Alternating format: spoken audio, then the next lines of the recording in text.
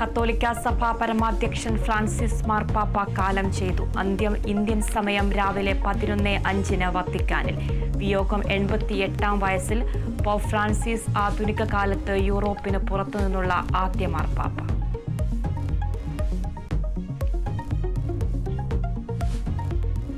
വിടവാങ്ങിയത് സഭയെ നവീകരിക്കാൻ ശ്രമിച്ച മഹാ ഇടയൻ. സ്വവർഗാനുരാഗികളെയും ഭിംഗലിംഗക്കാരെയും ഉൾക്കൊണ്ടു. ലോകസമാധാനത്തിനായി ശബ്ദമുയർത്തി. അവസാന സന്ദേശത്തിലും പങ്കുവച്ചത് ഗാസയുടെ കണ്ണുനീർ.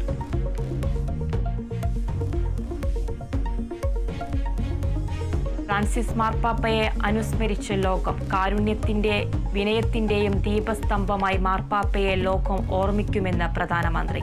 വിട പറഞ്ഞത് സഭയ്ക്കും ലോകത്തിനും മാതൃക നൽകിയ ആളെന്ന് കർദിനാൾ ബസിലിയോസ് മാർ ക്ലീമിസ്. എല്ലാവരെയും ചേർത്ത് പിടിച്ച് മനുഷ്യസ്നേഹിയെന്ന് major archbishop Mar Raphael തട്ടിൽ.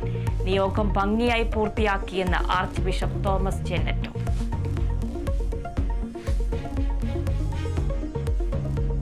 സംസ്ഥാന സർക്കാരിന്റെ 4ാം വാർഷികാഘോഷങ്ങൾക്ക് തുടക്കം. കാസർഗോഡ് മുതൽ തിരുവനന്തപുരം വരെ 1 മാസം നീളുന്ന ആഘോഷ പരിപാടികൾ.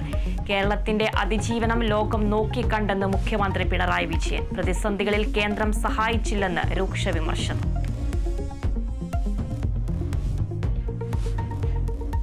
ഷൈംടോൺ ചാക്കോയ്ക്കെതിരായ ലഹരി ഉപയോഗ ആരോപണത്തിൽ സിനിമയ്ക്ക് പുറത്ത് പരാതി നൽകില്ലെന്ന് ആവർത്തിച്ച നടി വിൻസി അലോഷ്യസ്. മാറ്റം വേണ്ടത് സിനിമയ്ക്കകത്ത്. അന്വേഷണവുമായി സഹകരിക്കുമെന്നും വിൻസി.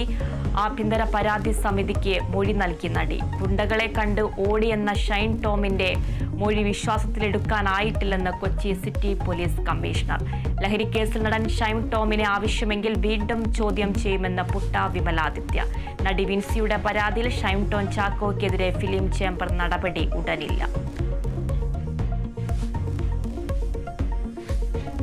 തിരുവനന്തപുരത്തെ IB ഉദ്യോഗസ്ഥയുടെ മരണത്തിൽ സുഹൃത്തിനെതിരെ നടപടി. മലപ്പുറം സ്വദേശി സുഖാന്ത് സുരേഷിനെ ജോലിയിൽ നിന്നും പിരിച്ചുവിട്ട് IB.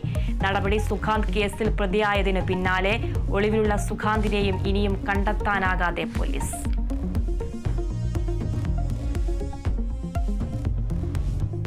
സുപ്രീം കോടതിക്കെതിരായ പരാമർശങ്ങൾ നിരീക്ഷിക്കുകയാണെന്ന് നിയുക്ത ചീഫ് ജസ്റ്റിസ് BR ഗവായ്. പരാമർശം മുർഷിദാബാദ് സംഘർഷത്തിൽ കേന്ദ്ര ഇടപെടൽ ആവശ്യപ്പെട്ട ഹർജിയിൽ. കോടതിക്കെതിരായ പരാമർശങ്ങളിൽ കോടതി അലക്ഷ്യത്തിന് കേസെടുക്കാൻ അനുമതി തേടി. ഉപരാഷ്ട്രപതി ജഗ്ദീപ് ധൻഖറിനെതിരെയും BJP MP നിഷികാന്ത് ദുബെയ്ക്കെതിരെയും നടപടി വേണമെന്ന് ആവശ്യം.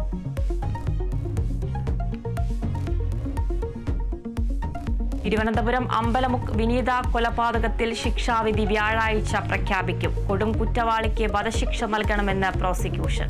പ്രായം പരിഗണിക്കണമെന്ന പ്രതിഭാഗം. 70 വയസ്സുള്ള അമ്മയെ നോക്കണമെന്ന് പ്രതി രാജേന്ദ്രൻ. നാടിനെ നടുക്കിയ കൊലപാതകം നടന്നത് 2022 ഫെബ്രുവരി 6-ന്.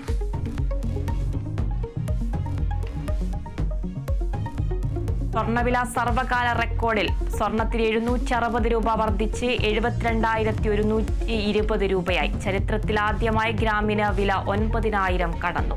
ഗ്രാമിന് 95 രൂപ കൂടി 9,015 രൂപയായി.